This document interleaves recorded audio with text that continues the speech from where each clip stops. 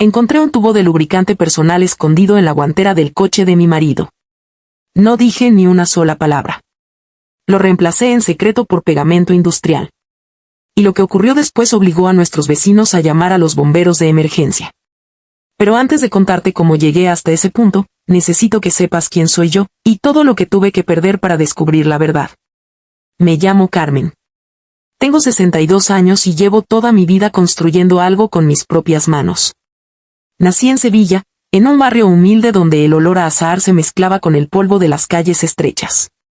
Desde niña aprendí que nadie te regala nada, que cada pan que comes lo tienes que ganar con sudor y dignidad. Con esa filosofía levanté mi propia confitería hace más de 20 años, un local pequeño en el corazón del barrio de Triana que con el tiempo se convirtió en una pequeña cadena con 3 sucursales en la ciudad. Todo eso lo hice yo. Con mis manos, con mis noches sin dormir, con mis lágrimas mezcladas con harina. Y a mi lado, durante 42 años, estuvo Rodrigo. Mi marido. El hombre al que amé desde que éramos jóvenes y él me miraba como si yo fuera lo más bonito que había visto en su vida. Nos casamos jóvenes, tuvimos a nuestro hijo Marcos, y construimos una vida que yo creía sólida como el mármol. Pero el mármol también se agrieta. Y cuando lo hace, el ruido es ensordecedor. Todo empezó una noche de martes a finales de octubre. Rodrigo llegó tarde a casa, como venía siendo habitual en los últimos meses. Siempre con la misma excusa, reuniones de trabajo, clientes difíciles, cenas de negocios. Yo lo esperaba sentada en la cocina con una taza de manzanilla que ya estaba fría. Lo escuché entrar, dejar las llaves en el mueble del recibidor, y arrastrarse hacia el dormitorio sin ni siquiera asomarse a saludarme. Aquello ya no me sorprendía, pero aquella noche algo en mi interior me dijo que prestara atención. Me levanté en silencio y recogí la chaqueta que había dejado caída sobre el sofá. Al hacerlo, noté un olor que no era el suyo. Era un perfume floral, dulzón, intenso. Un perfume de mujer.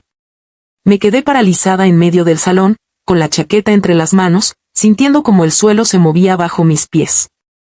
Respiré hondo. No quise despertar a Rodrigo. No todavía. Revisé los bolsillos de la chaqueta con manos temblorosas. Encontré un ticket de un restaurante en el centro de Sevilla, uno de esos sitios elegantes a los que él nunca me llevaba a mí. La fecha era de esa misma noche. Y la cuenta era para 2 personas. 2 entrantes, 2 platos principales, una botella de vino de Ribera del Duero que él siempre decía que era demasiado cara para tomar en casa. Mi estómago se cerró como un puño. A la mañana siguiente, Rodrigo se fue temprano sin desayunar. Me dio un beso en la mejilla, frío y rápido, como quien cumple un trámite. Cuando escuché cerrarse la puerta, salí al garaje. Su coche seguía ahí. Lo abrí. El olor del perfume era todavía más fuerte dentro.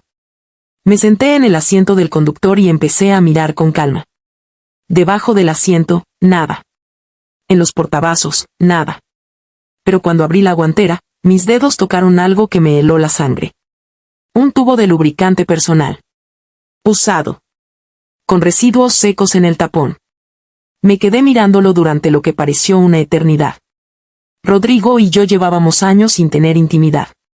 Él siempre decía que estaba cansado, que la edad le pesaba, que el trabajo lo agotaba. Y yo lo creí. Durante años lo creí. En ese momento, sosteniendo ese tubo en la mano dentro de mi propio garaje, sentí que 42 años de mi vida habían sido una mentira perfectamente construida. Cerré la guantera despacio. Volví a la cocina. Y empecé a planear. No dormí esa noche. Me quedé sentada en la cocina con la luz apagada, escuchando el silencio de la casa y pensando en cada mentira que Rodrigo me había contado en los últimos meses. Cada excusa, cada llegada tarde, cada beso frío en la mejilla. Todo encajaba ahora de una manera que me revolvía el estómago. Pero yo no soy una mujer que llora sin actuar. Soy una mujer que amasa el pan a las 5 de la mañana cuando el mundo todavía duerme. Y esa noche decidí que antes de confrontar a Rodrigo, necesitaba saber exactamente con quién estaba tratando. A la mañana siguiente llamé a mi amiga Pilar, una mujer discreta y de pocas palabras que conocía a medio Sevilla. Le conté lo justo. Que necesitaba el contacto de un detective privado de confianza. Pilar no me hizo preguntas. En menos de una hora me envió un número de teléfono con un solo mensaje. Se llama Antonio. Es el mejor. No habla más de lo necesario. Eso era exactamente lo que yo necesitaba. Quedé con Antonio esa misma tarde en una cafetería pequeña cerca del río. Era un hombre de unos 50 años, delgado, con ojos oscuros que parecían registrarlo todo sin esfuerzo. Le entregué una fotografía de Rodrigo, el ticket del restaurante y la dirección de su oficina. Le expliqué lo que había encontrado en el coche sin entrar en detalles innecesarios. Antonio escuchó sin interrumpirme, tomó notas en una libreta pequeña y al final dijo: esta tarde empiezo. Le tendré noticias antes de que acabe la semana. Me fui de esa cafetería sintiéndome extrañamente tranquila. La tormenta seguía dentro de mí, pero por primera vez tenía una dirección hacia donde caminar. Esa misma noche, Rodrigo llegó a casa con una sonrisa que no le había visto en meses. Me trajo flores. Claveles rojos, que siempre habían sido mis favoritos. Me los entregó en la puerta de la cocina con una ternura que casi me hizo dudar de todo. He pensado que hacía tiempo que no te traía algo bonito, dijo. Yo los acepté, los puse en un jarrón, y le di las gracias con una sonrisa que me costó todo el esfuerzo del mundo mantener. Por dentro quería gritar. Por dentro quería preguntarle cuántas mentiras más pensaba contarme. Pero me callé. Todavía no era el momento. 2 días después, Antonio me envió las primeras fotos. Las abrí en el almacén de la confitería, sola, con la puerta cerrada con llave. La primera imagen me dejó sin respiración. Rodrigo caminando por la calle San Fernando, en el centro de Sevilla, con una mujer a su lado. Una mujer joven. Demasiado joven. Iba del brazo de mi marido con la naturalidad de quien lleva mucho tiempo haciéndolo. Me acerqué la pantalla a los ojos y entonces la reconocí. Y el mundo se me cayó encima. Era Sofía. La mujer de mi hijo Marcos. Mi nuera. La chica a la que yo misma había enseñado a hacer torrijas en Semana Santa. La mujer que se sentaba a mi mesa cada domingo y me llamaba mamá Carmen con una sonrisa que yo creía sincera. Tuve que agarrarme al borde de la mesa para no caerme. Las manos me temblaban tanto que casi se me cae el teléfono al suelo. Sentí que el aire se había vuelto sólido y que no podía respirar. Antonio me envió más fotos. En una, Rodrigo y Sofía entraban juntos a un hotel boutique cerca de la catedral. En otra, estaban sentados en una terraza tomando vino, riendo, tocándose las manos sobre la mesa. En la última foto, Rodrigo le apartaba el pelo de la cara a Sofía con una ternura que yo no recordaba que me hubiera dedicado a mí en los últimos 10 años. Esa imagen me quemó por dentro más que todas las demás juntas. Esa noche Antonio me llamó con voz seria. Carmen, hay algo más que necesitas saber. He conseguido escuchar parte de una conversación que tuvieron esta tarde en el aparcamiento del hotel. Estoy preparando el audio. Creo que van más allá de una aventura. Colgué el teléfono y me quedé mirando la oscuridad de la calle desde la ventana de la confitería. 42 años de matrimonio. 20 años construyendo mi negocio. Y los 2 traidores que querían destruirlo todo estaban ahí fuera, riéndose de mí. Pero yo todavía no había empezado a jugar.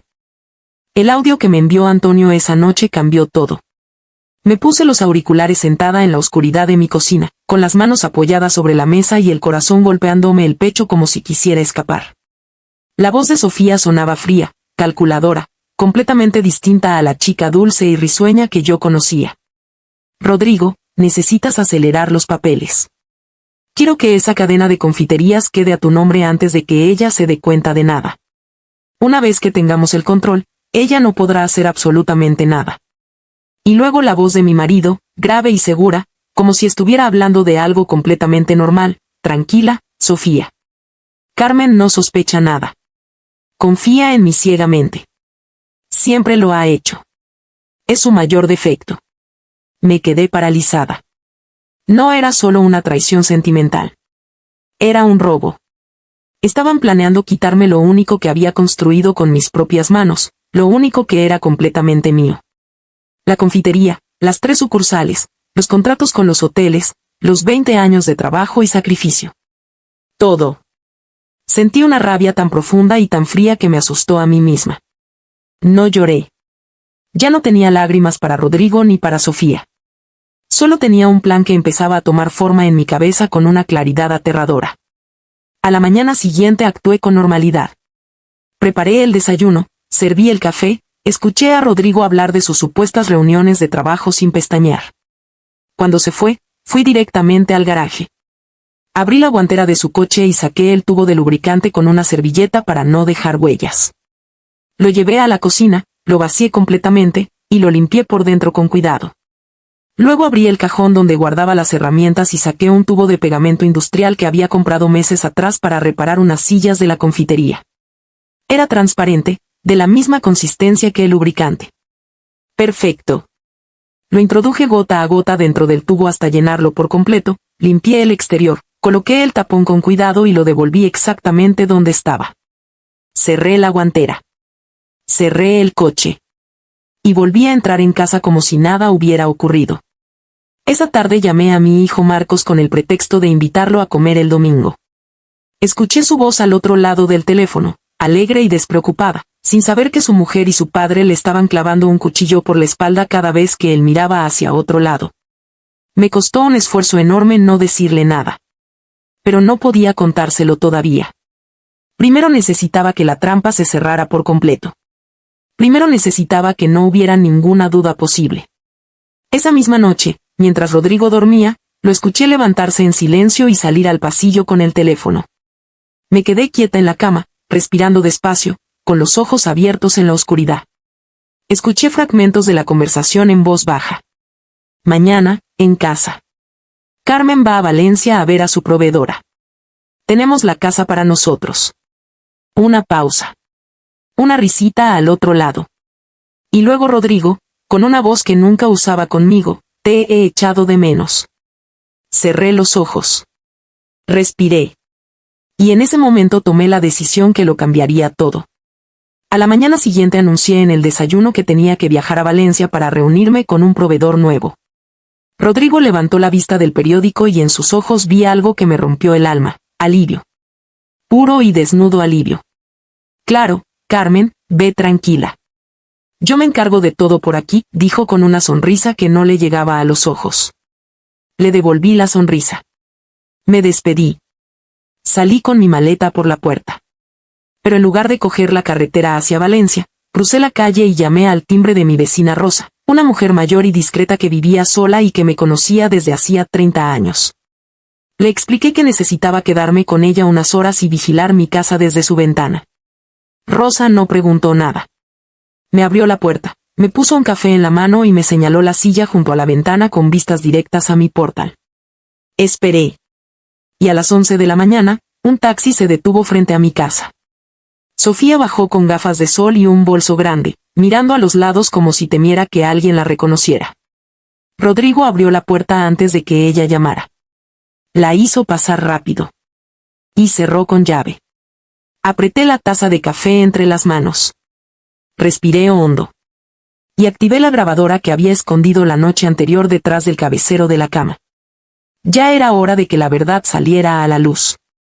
Desde la ventana de Rosa escuchaba el silencio de la calle mientras mi corazón latía con una calma extraña, la calma de quien ya no tiene nada que perder y todo que ganar.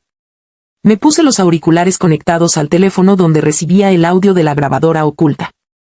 Al principio solo escuché risas, el ruido de copas, música de fondo. Luego la voz de Sofía, despreocupada y cruel, por fin sin hoteles. Esta casa es mucho mejor. Lástima que tengamos que compartirla con la vieja. Y la risa de Rodrigo respondiéndole. La misma risa que yo había amado durante 42 años sonaba ahora como una bofetada en plena cara. Esperé. Unos minutos después escuché exactamente lo que necesitaba escuchar. Sofía hablando en voz alta, sin ningún cuidado. Rodrigo, cuando termines de firmar esos papeles con el notario, la confitería pasa a tu nombre y ella no podrá reclamar absolutamente nada. La dejaremos en la calle sin un euro. Y Rodrigo, tranquilo como si estuviera hablando del tiempo, el notario me confirmó la cita para el jueves. Carmen no sabe ni lo que está a punto de firmar. Le diré que son papeles de renovación del seguro. Cerré los ojos un segundo. El jueves. Faltaban 2 días. Tenía que actuar antes de que llegara ese momento. Entonces activé la segunda parte de mi plan. La noche anterior había preparado una sartén con aceite en el fogón de la cocina, Conectaba a un mecanismo simple que yo podía activar desde el teléfono a través de una aplicación. No era un incendio real. Era una trampa de humo, suficiente para llenar la cocina de humo negro y denso, suficiente para que los vecinos llamaran a emergencias, suficiente para que la verdad saliera a la luz de la manera más pública e irremediable posible. Abrí la aplicación en el teléfono. Miré la pantalla un segundo. Y lo activé. El humo comenzó a salir por la ventana de la cocina en espirales negras y espesas que se elevaron hacia el cielo de Sevilla como una señal de alarma. Rosa lo vio primero y se puso de pie de un salto. Carmen, tu casa, hay humo. Puse cara de susto y me levanté. En menos de 2 minutos los vecinos estaban en la calle señalando las ventanas. Una mujer llamó al 112. Un hombre mayor empezó a golpear la puerta de mi casa gritando que había fuego. Y yo me quedé en la acera, con la mano en el pecho, fingiendo el pánico de una mujer que acaba de enterarse de que su casa está ardiendo. Los bomberos llegaron en 8 minutos. Y cuando vi el camión rojo doblar la esquina de mi calle, el corazón me dio un vuelco porque al frente del equipo, bajando del vehículo con el casco puesto y la cara tensa, estaba Marcos. Mi hijo. El jefe de guardia esa mañana era mi propio hijo. No lo había planeado así. Nadie podría haberlo planeado así. Y en ese momento entendí que el destino a veces tiene una justicia más perfecta que cualquier plan humano. Marcos entró en la casa con su equipo sin saber lo que iba a encontrar. Escuché su voz a través de los auriculares, firme y profesional, ordenando a sus hombres que revisaran cada habitación. Y luego el silencio. Un silencio de 3 segundos que me heló la sangre. Seguido de un grito ahogado que no era de miedo al fuego. Era de un hijo que acaba de ver algo que no puede desver jamás. Uno de sus compañeros murmuró algo ininteligible. Otro soltó una exclamación que se cortó de golpe. Y luego la voz de Marcos, rota, irreconocible: salid todos. Salid ahora mismo. Pero ya era demasiado tarde para el secreto. El pegamento industrial había hecho exactamente lo que yo sabía que haría. Rodrigo y Sofía estaban atrapados, incapaces de moverse, incapaces de separarse, incapaces de huir de lo que habían hecho. Los bomberos tuvieron que sacarlos en camilla, envueltos en sábanas, retorciéndose de dolor y de vergüenza, mientras los vecinos que se habían agolpado en la puerta los miraban con los ojos abiertos de par en par. Sofía lloraba tapándose la cara. Rodrigo repetía en voz baja que cerraran la puerta, que echaran a la gente, que por favor. Pero el barrio entero de Triana ya los había visto. Y en Sevilla, lo que ve el barrio no se olvida jamás. Rosa, a mi lado, sacó el teléfono y empezó a grabar en silencio. Me miró de reojo. Lo sabías, Carmen, ¿verdad? No le respondí. Simplemente asentí muy despacio sin apartar los ojos de las 2 camillas que salían por la puerta de mi casa. El vecino del primero, el señor Fuentes, se quitó las gafas y negó con la cabeza: ¡qué vergüenza! El suegro con la nuera. En casa de la pobre mujer. Una señora mayor se persignó. Alguien al fondo del grupo soltó una carcajada nerviosa que se cortó en seco cuando Marcos apareció en el umbral de la puerta, pálido como la cal, con los ojos de quien acaba de perder algo que nunca va a recuperar. Fui al hospital caminando despacio, con Rosa a mi lado y el peso de 42 años cayéndome sobre los hombros. Me senté en el pasillo de la 3ª planta con las manos cruzadas sobre el regazo, mirando el suelo de linóleo blanco mientras escuchaba los quejidos que salían de la habitación al fondo del corredor. Los enfermeros entraban y salían con caras serias. Una enfermera joven me miró con compasión al pasar. Yo mantuve la expresión tranquila de una mujer que ya ha procesado todo lo que tenía que procesar y que ahora solo espera que la tormenta termine de pasar. El médico salió al cabo de 1 hora con la frente sudada y cara de haber vivido algo que no esperaba encontrar en un turno normal de un martes por la mañana. Se acercó a mí y habló en voz baja. Señora Carmen, hemos conseguido separarlos. Afortunadamente no hay daños graves, solo irritación en la piel. Necesitarán aplicarse una pomada especial durante varios días. Asentí despacio. Gracias, doctor. ¡Qué alivio! El hombre me miró un segundo más de lo necesario, como si quisiera decir algo más, y luego se dio la vuelta y desapareció por el pasillo. Esperé a que la enfermera dejara las pomadas en el control de planta. Y en el momento en que se giró para atender otra llamada, actuó con la rapidez y la precisión de alguien que lleva días ensayando ese movimiento en su cabeza. Saqué del bolso 2 tubos de mostaza picante que había preparado esa mañana en casa, del mismo tamaño y color que los tubos de pomada, y los cambié sin que nadie me viera. Luego entré en la habitación con una expresión de esposa preocupada y dejé los tubos sobre la mesilla sin decir una sola palabra. Rodrigo intentó hablar. Sofía no pudo ni mirarme a la cara.